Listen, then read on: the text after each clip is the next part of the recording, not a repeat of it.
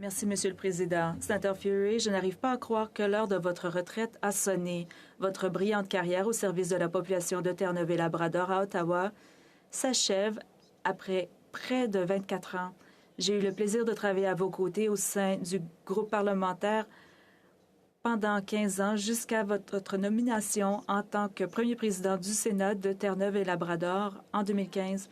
J'ajouterai que pendant que Geoff Reagan était président de la Chambre des communes, c'était la première fois que le président de la Chambre des communes et le président du Sénat étaient tous deux diplômés de l'Université Dalhousie en Nouvelle-Écosse. George, je garde d'excellents souvenirs de ma collaboration avec vous ici à Ottawa.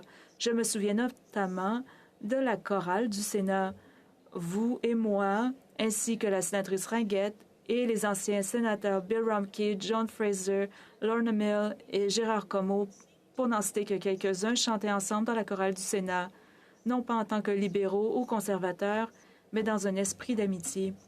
Le sénateur Tommy Banks nous dirigeait et nous accompagnait au piano. Et si nous chantions faux, Tommy commençait simplement à jouer un peu plus fort. Comme d'autres l'ont dit, vous avez gardé la main ferme pendant que nous naviguions dans ces eaux inexplorées du changement au Sénat au cours des 8 dernières années, qu'il s'agisse de la dynamique en constante évolution de cet endroit, du déménagement de l'édifice du centre à notre nouveau domicile temporaire ici dans l'édifice du Sénat du Canada, ou des bouleversements causés par la pandémie avec le passage à des séances hybrides.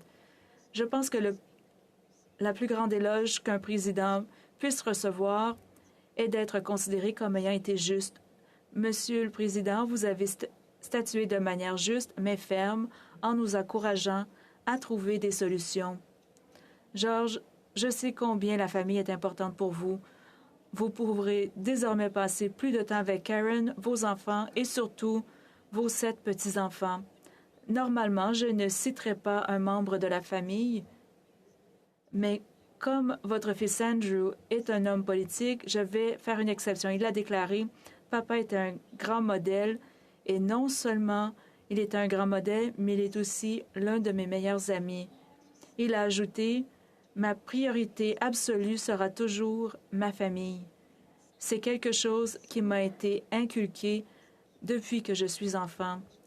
George, il n'y a pas de meilleur hommage à un parent et à un président que celui-ci.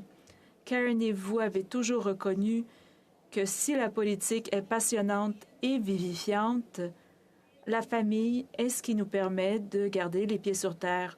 Monsieur le Président, j'ai téléphoné à l'ancienne sénatrice Joan Cook, ça pourrait vous rendre nerveux, et je lui ai demandé si elle aimerait partager une histoire drôle à votre sujet. Elle m'a répondu « George n'est pas drôle, il est sérieux. C'est une question de famille. » Elle a poursuivi en disant que vous aviez eu 5 petits-enfants en l'espace de 2 ans.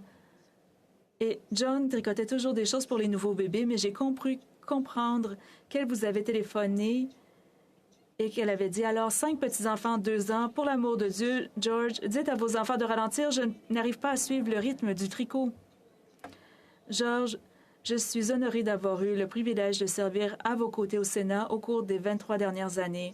Vous avez servi les Canadiens et le Sénat du Canada avec une grande distinction et avez gagné un profond respect de la part de vos collègues. Pour citer le Hill Times de cette semaine, votre départ à la retraite est une perte pour le Sénat et le public canadien. On ne saurait trop insister sur la décence, l'engagement et l'impact que vous avez eu dans cette enceinte. Le groupe des sénateurs progressistes vous souhaite à vous et Karen le meilleur. Merci pour tout ce que vous avez fait.